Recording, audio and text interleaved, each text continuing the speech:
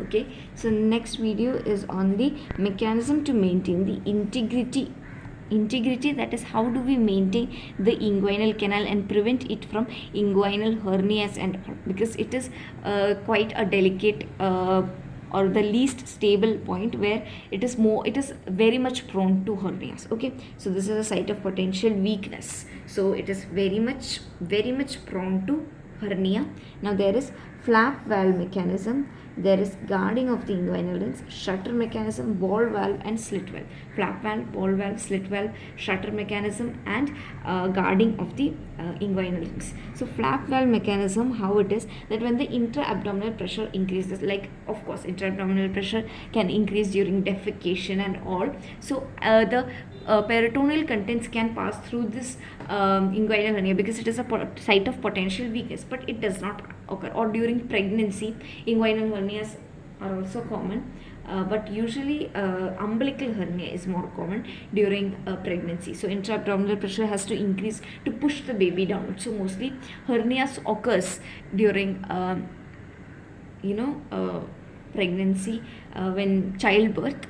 But you need to remember one thing, that it is your body and it is beautiful. Okay, but even though hernia is can be deadly if a lot of peritoneal contents has come out of your peritoneal cavity, but it is fine if some umbilical hernia is still there.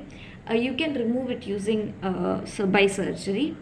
Okay, and that is totally fine. But if it is not removed, that the hernia is not is not separated, is not treated, it still doesn't cause much irritation sometimes.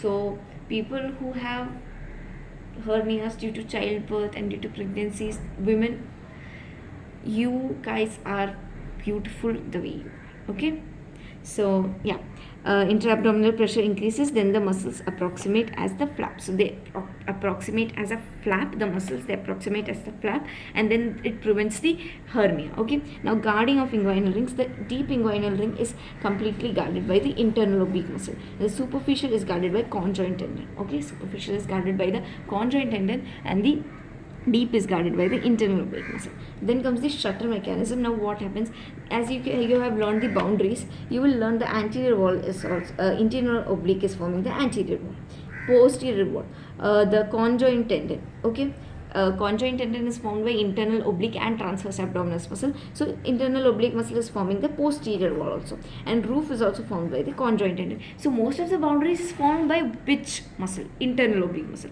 So see, as internal oblique muscle forms anterior wall, roof and posterior wall, it approximates as a shutter.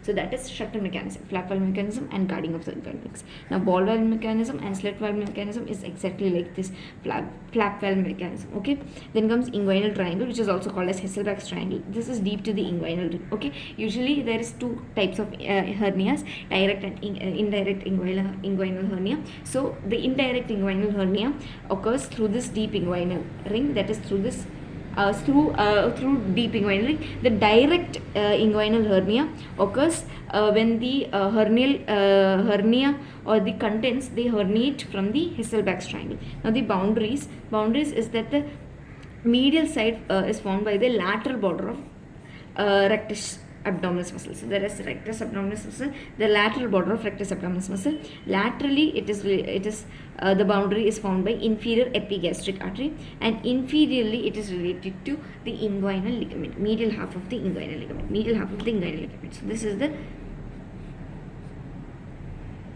Hasselbalch's triangle.